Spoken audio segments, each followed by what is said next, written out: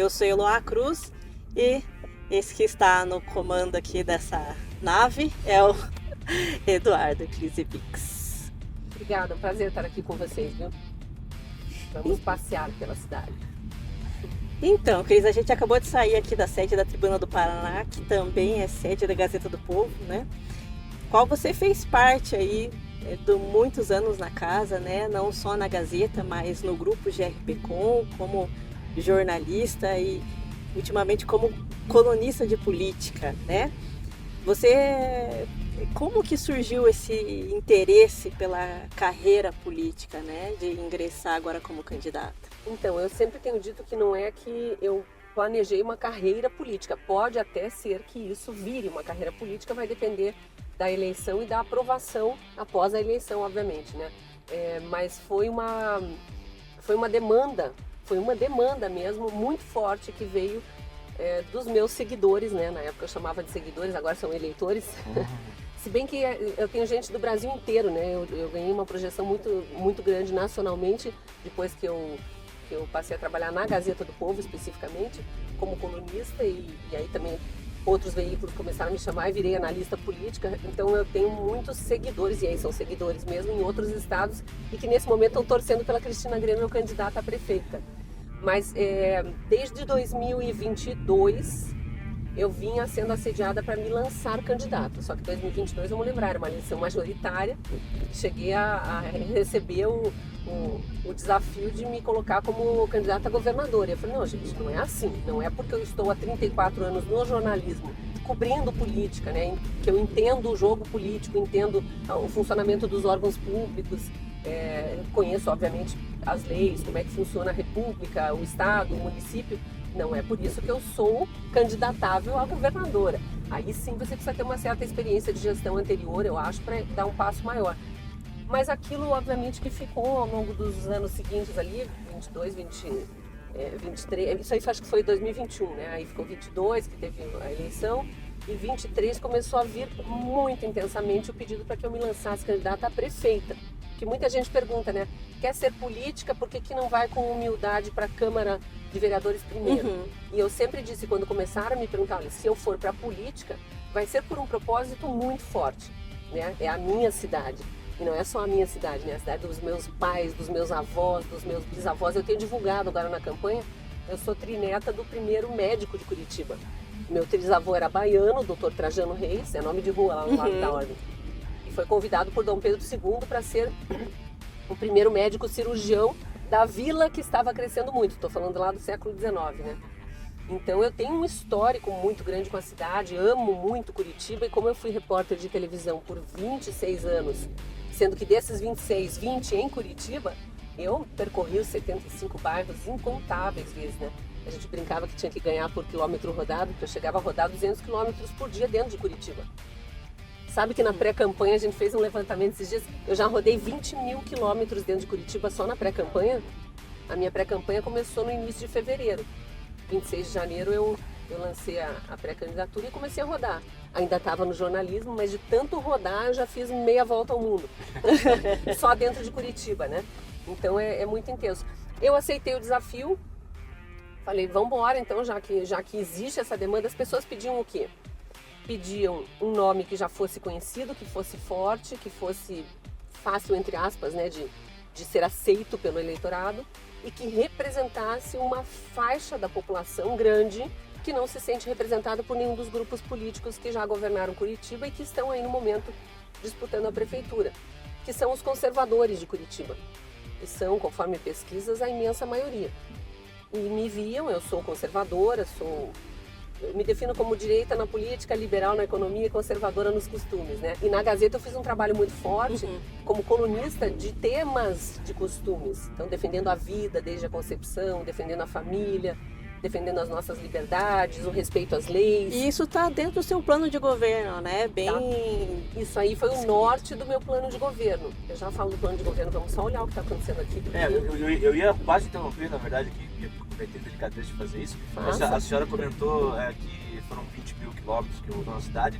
mas por esse trecho talvez não tenha passado ainda. Eu não tinha depois dessa passado mudança, nesse né? estado em que está a obra aqui. A gente né? está na Vitor Ferreira do Amaral, onde foram retiradas algumas árvores para a Ó, obra de segundo os moradores, revitalização. retiraram todas as árvores e realmente é uma tristeza ver a Vitor desse jeito. Eu tenho recebido denúncias da Arthur Bernardes, todo mundo sabe, né? A imprensa está cobrindo bastante a desarborização da Arthur Bernardes. A Vitor Ferreira do Amaral foi completamente, enfim, foram arrancadas as árvores que tinham aqui. Era uma avenida tão bonita de passar, né? Tão gostosa. Eu tinha comentado com vocês na hora que a gente começou o passeio na Vitor, que as ruas que eu gosto de passar como motorista ou como passageira, olhando, apreciando, são Vitor, gostava, né? Vitor Ferreira do Amaral, Getúlio Vargas, Arthur Bernardes, essas ruas que são muito arborizadas e estão acabando com isso.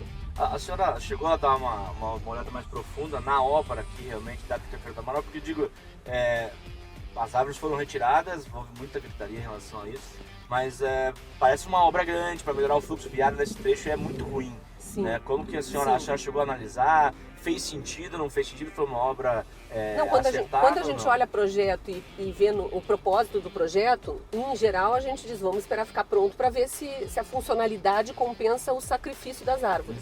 A questão é que não se pode governar sem ouvir as pessoas. Essa é a minha maior proposta. Quando eu entendi a demanda lá atrás e aceitei parar a minha carreira de 34 anos como jornalista para me dedicar por 4 anos à minha cidade, né, ouvindo as pessoas, eu disse, eu aceito porque eu sou jornalista, fiz minha carreira inteira ouvindo pessoas, ouvindo demandas, ouvindo reclamações, buscando soluções, cobrando de quem não trazia soluções, né, cobrando o poder público, investigando os gestores para saber onde que o dinheiro dos impostos estava indo, se a execução do orçamento estava certa. Então eu entendi que não tinha problema eu parar 4 anos da minha carreira de jornalista para me dedicar à minha cidade. Por isso que eu falei que para vereadora eu não queria. Sem nenhuma falsa modéstia, eu acho que eu sou mais necessária no jornalismo do que na Câmara Municipal. Tem muita gente boa lá. Aliás, a eleição aí está cheia de nomes bons. Escolham nomes bons para a Câmara. O PMB 35 tem 39 candidatos. Não deixe de procurar os nomes de vereador do PMB. Tem que fazer meu comercial, né? Mas então, Cris, você falou dessa questão de ouvir muito a população para poder governar, né? Sim, porque aqui o que aconteceu foi isso, a população está reclamando, cortaram as árvores, se tivessem perguntado para nós, preferia continuar no trânsito, mas ter a sombra das árvores. Agora falando assim sobre ouvir, né, a população, a gente tem um projeto muito interessante, fizemos um projeto super bacana na tribuna, que é a Carta de Curitiba para o Futuro. Essa carta, você recebeu? Muito obrigada, recebi. Eu não sei se vocês receberam a resposta, mas eu pedi para agradecer. Já agendei reunião com os presidentes dos consegues. Explica aí o que é a carta. Então, só para contextualizar aqui, né, foi um projeto em várias mãos, né? Nós, a Tribuna do Paraná, uma reunião com os consegues de Curitiba, a gente ouviu as demandas, os problemas, né? E as possíveis soluções que os consegues até apontaram para Curitiba, né? Do que é urgente se falar, do que é urgente resolver na área de segurança pública. E nós publicamos esse documento, né, está lá na Tribuna do Paraná e também estamos entregando para todos os candidatos aí a prefeito de Curitiba, né, prefeita. E aí o que eu quero dizer para você é que a gente ficou muito feliz porque eu olhei o seu plano de governo e vi que pelo menos a maioria do que a gente citou na carta está no seu plano na área de segurança pública, né? Sim, eu vou te contar uma coisa que você não sabe e que vai te deixar mais feliz ainda. Obviamente que eu fiquei muito feliz de receber a carta. Alguns dos presidentes de Conseg estão... Eu tenho uma equipe de 200 voluntários que me ajudou a fazer o plano de governo. Quando eu decidi ser candidata, eu falei, não vou fazer isso sozinha. Fui procurar partido, passei por toda essa dificuldade que é conseguir um partido para se lançar candidato. Mas tão logo eu tinha o partido e a pré-candidatura foi lançada, eu já publiquei um vídeo, um formulário que está até hoje no meu Instagram, pedindo para as pessoas me ajudarem a entender, a fazer um diagnóstico da cidade, a entender quais são as maiores demandas, né? O que a população quer? Quer árvore na Vitor Ferreira do Amaral ou prefere uma obra para colocar mais carro na rua? Né? Então, eu precisava entender as demandas para buscar soluções. 500 pessoas responderam esses formulários e eram bem completos. E alguns com um nível, tamanho de conhecimento da cidade que nós chamamos para ajudar a desenhar o plano de governo. Então, com muita alegria, eu fiz um plano de governo com as pessoas de Curitiba me ajudando. Quem são essas pessoas? Muitas fontes jornalísticas minhas, que são especialistas nas várias áreas, e já estavam me seguindo e adoraram a ideia de ter Cristina Grêmio prefeita. e muitas pessoas que ou usam o sistema público, né, os vários serviços, ou trabalham para a prefeitura. Então eu tive um nível de aprofundamento dos problemas da cidade que me fez desenhar um plano de governo para atender as demandas que a população quer. Quando chegou a carta dos Consegues e da Tribuna, e agradeço demais mesmo porque é uma colaboração enorme, eu fiquei muito feliz de ver junto com esses voluntários todos, a gente passou 4 meses estudando a cidade, buscando soluções e desenhando o plano de governo que no prazo certo foi registrado no TSE, já estava pronto. Tem candidato que não conseguiu, porque os prazos são exíguos, mas como a gente vinha trabalhando com muitos meses de antecedência, quando pediram o último dia para subir plano de governo para o TSE, estava lá o nosso. E já tinha a maior parte das demandas que os Consegues trouxeram contemplada no plano de governo, porque as pessoas tinham pedido mesmo, exatamente aquelas melhorias. E foi engraçado porque eu não lembro qual Consegue, eu acho que é o de Santa Felicidade, se não me engano, que pediu mais um posto de saúde para a região. Sim, E eu achei curioso porque não é uma demanda da área de segurança, necessariamente, né? Aí a gente foi ver no nosso plano de saúde, no nosso plano de governo saúde, já tinha a previsão de mais um posto de saúde naquela região. Então a gente realmente ficou feliz porque a gente viu que o trabalho que a gente fez intensamente, com voluntários, sem gastar um tostão, reunindo diariamente a gente dividiu a cidade em 22 grupos, né? Essas 200 pessoas que trabalharam conosco em 22 áreas e tinha reuniões diárias. Eu participei de uma reunião por dia com cada área, então demorava 22 dias para conseguir voltar a me reunir com a mesma área de novo. Mas o empresário que abraçou essa causa comigo e passou a coordenar a equipe de plano de governo reunia-se diariamente com todo mundo através de WhatsApp ou mandando mensagem para um grupo ou online, videoconferência, enfim. E não por acaso conquistou a vaga de vice na minha chapa. O meu vice-prefeito, o Jairo Ferreira Filho, que é um advogado e empresário, ele vem trabalhando comigo na pré-campanha desde o primeiro dia. Foi um dos primeiros que me procuraram para oferecer ajuda, não sabia no que. Ele disse, eu quero te ajudar nesse plano, vamos mudar Curitiba, vamos atender o que a população quer. E aí, como ele fez esse trabalho brilhante, quando estava ali na véspera da convenção e eu não tinha conseguido que nenhum outro partido quisesse vir conosco nesse projeto, portanto, nos ajudar até a compor a chapa, eu falei, vamos pegar gente da nossa equipe. E o Jairo já tinha aceitado se filiar no PMB lá atrás, como uma alternativa, inclusive, para ser o vice, caso eu não tivesse coligação. Agora falando em PMB, no início do mês de agosto, a gente viu que a sua candidatura foi contestada pela direção nacional do partido, né? O PMB nacional emitiu uma nota dizendo que tinha desautorizado a sua candidatura por motivos ideológicos e que você não estaria alinhado ao partido. Mesmo assim, a sua candidatura seguiu aí com o apoio municipal. O que realmente aconteceu ali? A senhora falou tanto que a tua campanha foi baseada na união de forças, quando dentro do seu próprio partido não houve essa união, pelo menos esse apoio, que eu imagino que a senhora tenha ficado decepcionada, não tem como ficar feliz com isso, mas como que está essa situação, apesar do eleitor não entender a complexidade que são os partidos e as alianças, como que isso pode te ajudar ou te prejudicar na sequência da sua campanha? Bom, prejudicou porque me difamaram até não poder mais. Não existia nenhum questionamento jurídico, zero. Nunca houve um questionamento jurídico sobre o meu nome ou a minha candidatura. Nunca. Em relação ao que houve foi um litígio, uma briga entre a Executiva Nacional, a presidente nacional do PMB, e o presidente estadual do PMB em Curitiba, que acabou atingindo também a presidência municipal. Então, resumo muito rápido para quem não está a fim de entender as tecnicidades do processo interno dos partidos. Os partidos são divididos igual à República, por municípios, né, estados e governo federal. Então, o representante do governo federal no partido é o presidente do partido. E do governo estadual é o presidente estadual e do governo municipal o presidente municipal. 2 dias antes da convenção, a convenção é aquela grande festa onde o nome do candidato é apresentado e os filiados, os apoiadores aplaudem mesmo, decidem se querem ou não, é quase como se fosse um casamento. Alguém se opõe, inclusive essa pergunta é feita, né?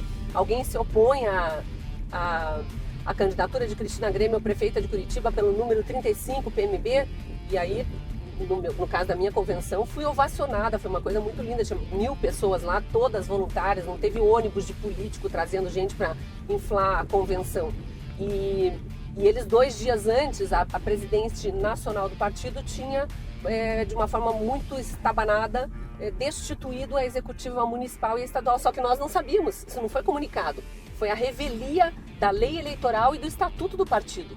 Eles fizeram através de um e-mail comunicando um ao outro, entre si, o pessoal da Executiva Nacional, e aí depois que aconteceu a convenção, nós fomos informados por um jornalista de Curitiba, aliado de um grupo político específico aí, que não me quer na disputa, obviamente, o que causa muita estranheza, que nós tínhamos sido aprovados numa convenção que não era válida. Como assim não era válida? Aí fomos buscar na justiça, saber o que estava acontecendo, e havia esse e-mail rolando nos bastidores, dizendo que o presidente estadual do partido e o municipal tinham sido destituídos e, portanto, eles não poderiam ter realizado a convenção. Bom, o que eles fizeram? Entraram com mandado de segurança, entraram na justiça para dizer, somos nós os legítimos representantes aqui no Paraná. E eu preciso fazer um adendo. Os partidos políticos do Brasil, fora os de esquerda e extrema esquerda, que estão aí há muito tempo com as pautas muito claras, eles não definem muito bem qual é a ideologia. O PMB é um partido que faz questão, pelo menos das minhas conversas com a presidente nacional, antes de eu me filiar, quando eu comecei a pesquisar partidos, o PMB faz questão de lutar pelo Brasil, tanto que é um partido, o nome é Partido da Mulher Brasileira, é um partido que existe há 9 anos, é novo, a população não conhece, e que pediu já há 2 anos lá no TSE a mudança para Por Mais Brasil. Aqui no Paraná a gente está usando nessa eleição o nome Por Mais Brasil, nome fantasia, porque está em processo de mudança de nome. Candidata, você sempre demonstrou uma proximidade não com... Não expliquei tudo, né? Mas se você quer mudar de assunto, não tem problema. Tá ótimo. Mas só Mas pra eu sou gente... candidata, tá? Não tem nenhum questionamento jurídico e a executiva municipal e a estadual já venceram na justiça e estão válidas, estão valendo, a convenção foi legal e não tem nenhum questionamento. Que instituto de pesquisa que está ligando para as pessoas e perguntando em quem vai votar, não cita meu nome, e quando a pessoa diz vou votar na Cristina, diz a Cristina não é candidata, não só não é instituto de pesquisa, como é difamador e é milícia paga para ficar caluniando a candidata. Isso é ilegal, nós vamos processar judicialmente todos eles. Candidata, só porque a gente precisa continuar aqui com as perguntas, então eu vou até cortar em você algumas vezes, mas assim, você sempre demonstrou uma proximidade com o ex-presidente Bolsonaro, isso todo mundo já sabe, né? Até você chegou a publicar em julho uma foto com ele, com o filho dele, o Flávio Bolsonaro, aí nas redes sociais. Quem é a favor, né, do ex-presidente, imaginava um apoio dele, né, na sua candidatura, mas o partido dele, o PL, apresentou apoio ao candidato Eduardo Pimentel. Como você recebeu isso?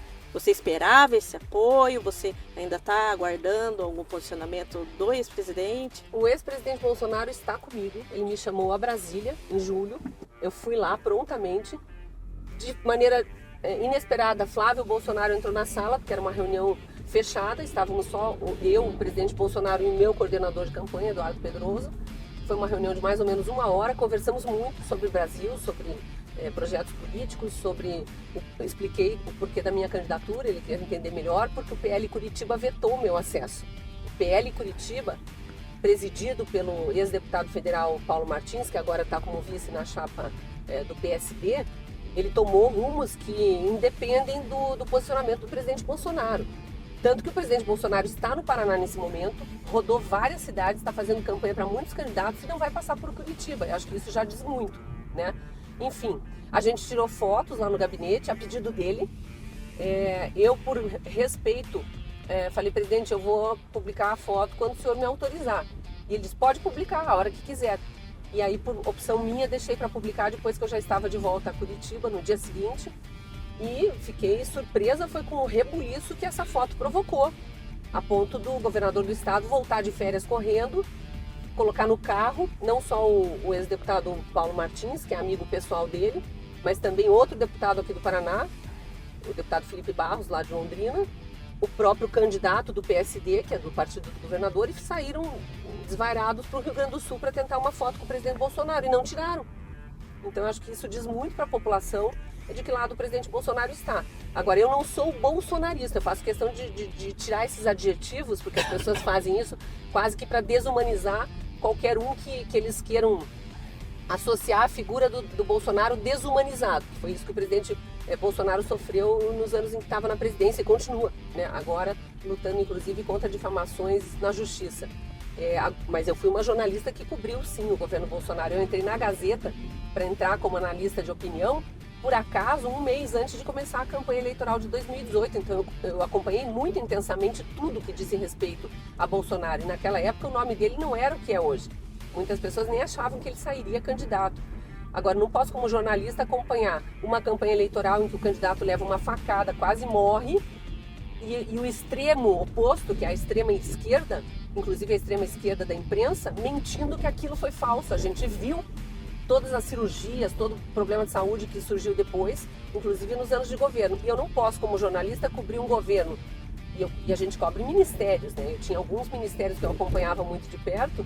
Eu cobri um governo, ver resultados, ver a população aprovando e fingir que aquilo não está existindo. Vamos voltar pro nosso quintal aqui, né? Vamos, esse Curitiba. assunto vai longe também, Vai. de briga, direita, esquerda, Bolsonaro. Não é A o nosso população foco. já entendeu o jogo. E o pessoal cansou também disso, vamos falar bem a verdade, né? Dos dois lados. Sim, Né? sim. A gente passou agora há pouco na frente do Jardim Botânico, Uhum. né? Que é um dos principais cartões postais de Curitiba. E a atual gestão ficou marcada, ou se marcou muito por questões de turismo, de atração de pessoas de fora para cá. E isso, por vezes, foi alvo de críticas de alguns opositores, né? Como que a senhora analisa a questão desse tratamento pro turista versus tratamento interno? Como é que a senhora acha que isso tem que ser equalizado para que a administração fique correta? A cidade tem que ser boa para quem está na cidade. Pouco importa se é nascido aqui, se é curitibano por adoção ou se é um turista que está de passagem. O turista traz dinheiro para a cidade, movimenta a economia. Há setores importantíssimos que dependem só de quem vem de fora, não dependem do morador da cidade, né? O setor de turismo. O morador não se hospeda num hotel, com raras exceções, né? Uma noiva, na noite de núpcias, alguma coisa assim. O setor hoteleiro precisa de quem mora fora, então a cidade tem que estar boa também para quem mora fora. Eu sou a favor de investimento, de mais e mais investimento no turismo, inclusive no meu plano de governo também a gente abarca isso porque foi uma demanda desses setores. A cidade nunca foi vista com o potencial que ela tem. A gente tem um turismo de negócios grande, mas a gente pode ter um turismo cultural, a gente pode ter um turismo gastronômico. Curitiba é uma cidade que sofre com as mudanças climáticas e repentinas, então a gente tem que dar mais opções do que levar o turista de ônibus para o parque, para o Jardim Botânico, largar ali e achar que ele vai ficar 5 dias na cidade, ele vai ficar 2 dias só. A gente precisa oferecer muito mais. E estamos com um foco muito grande em empreendedorismo e também voltado para turismo no nosso plano de governo, para a gente fomentar realmente essa atração de Curitiba por mais gente. A cidade está boa para a senhora, candidata? A senhora falou, né? A cidade precisa estar boa para todo mundo. Está boa a cidade de Curitiba para você? A questão não é se está boa para mim, é se está boa para a população em geral. Então, mas para a senhora, está boa? Tem muita coisa que me desagrada em Curitiba. Uma das coisas que me desagradam mais, e aí é pela minha personalidade e pela minha visão de jornalista mesmo, é a maquiagem. É tentar o tempo todo passar que nós somos a cidade mais inteligente do mundo quando tem gente morrendo por leptospirose dentro de Curitiba. É dizer que nós somos a cidade mais inteligente do mundo, super tecnológica, ultramoderna, quando a gente tem falta de emprego para jovens na periferia. Não tem oferta de contraturno, não tem oferta de cursos profissionalizantes, atividades esportivas que façam essas crianças, esses adolescentes terem uma luz na área do esporte, por exemplo. Então, para mim falta muita coisa em Curitiba. Tem o problema da defasagem das creches, né? Das 12 mil vagas de creche faltando. Não pode ter criança fora da sala de aula e mãe sem trabalhar porque não tem onde deixar o filho. A gente tem inclusive um projeto de expandir o horário de atendimento das creches, começar um pouco mais cedo e ir até mais tarde, porque a cidade cresceu, tem trânsito, as mães demoram para chegar e as crianças precisam sair da creche naquele horário de 5 horas. Então tem que ter até às 6, até às 8 em alguns casos, né? Isso demandaria a contratação de mais profissionais. Contratação de mais profissionais. Aliás, na área de educação tem uma demanda que a população em geral não sabe, mas veio das mães e das avós das crianças que estão nas creches e nos CMEIs.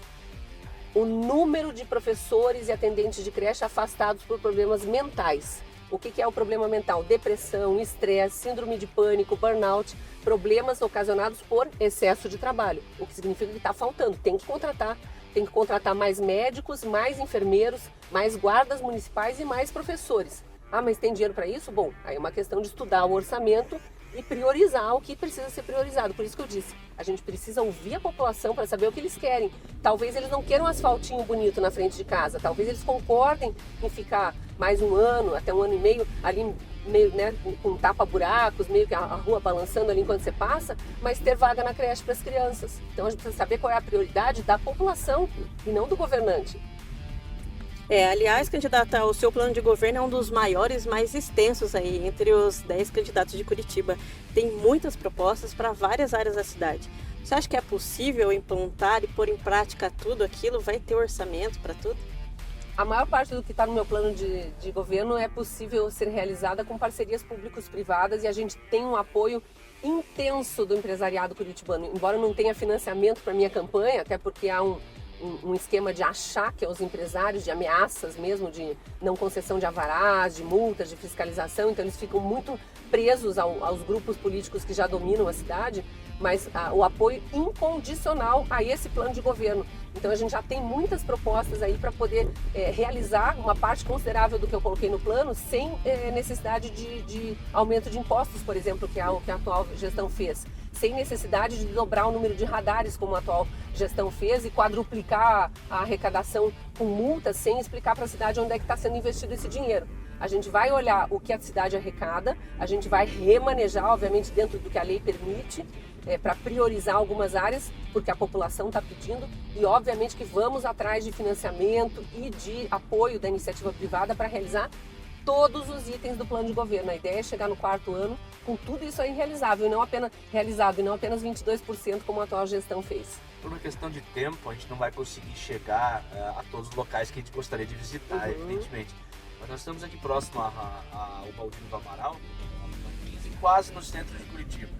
E o centro de Curitiba tem sido um calo das administrações de Curitiba, não só na atual, em relação principalmente à questão dos moradores de rua, a questão de falta de atenção a algumas edificações abandonadas. Qual que é a proposta que a senhora tem para a questão do centro e especificamente sobre a questão dos moradores de rua? Só fazendo um adendo aqui, nós estamos com 27 minutos, você tem os últimos 3 minutos para poder abordar isso e fazer um encerramento. Tá, vamos ser rápidos. Então, a Associação de Moradores do Centro, tem mais de uma, mas bem nessa região que a gente está chegando aqui, foi a primeira que me procurou. Acho que foi em março, para trazer justamente esse pânico dos moradores do centro abandonado. Eu tenho dito que a gente vai ressuscitar o centro da cidade. A gente não vai mais permitir que o centro da cidade fique morto como está. Começa com tolerância zero a isso aqui que a gente está vendo na esquina, ó, pichação. Tolerância zero aos pequenos delitos. Pichação, depredação, venda de drogas, obviamente, a olhos vistos nas praças de Curitiba. Mas a prefeitura não cuida disso. Quem cuida de segurança pública é a Polícia Militar e Polícia Civil. Sim, mas está faltando diálogo, então incrível, né? A gente tem governo e prefeito, governador e prefeito do mesmo partido, e parece que não dialogam, porque a criminalidade em Curitiba está imensa e o centro abandonado. Nós pretendemos primeiro investindo muito em projetos que permitam a criação de empregos, a liberdade econômica e a livre iniciativa para os empreendedores poderem trazer mais negócios, e isso no centro, porque o centro está morto também, muito depois da pandemia, né? A gente não esquece, Curitiba não esqueceu o que foi feito pela atual gestão durante a pandemia. Muitos empresários tiraram a própria vida, porque perderam tudo que tinham construído e foram obrigados a demitir centenas, milhares de pessoas que dependiam dos seus empregos naquelas empresas. O centro foi se degradando, os donos de imóveis também tiveram que botar seus imóveis para alugar e para vender, e a gente tem que dar um alento para esse pessoal. Moradores de rua terão uma trilha do resgate para percorrer. A trilha do resgate é algo inovador, porque não adianta tentar o que já foi tentado e achar que vai ter resultado diferente. Então não adianta dar abrigo, cobertor, banho e deixar a população voltar para a rua. E vamos lembrar, a população volta para a rua porque a lei federal impede o gestor de reter, mesmo que tenha condição de colocar para tratamento contra a dependência de álcool e drogas. Se o morador não quiser, não tem como. Mas o que a gente acha que é possível fazer, e nós vamos tentar. A gente acredita que esses moradores precisam de tratamento terapêutico e de uma assistência religiosa. E a gente vai juntar, já estamos conversando com todas essas ONGs que atendem morador de rua, para eles nos ajudarem na trilha do resgate.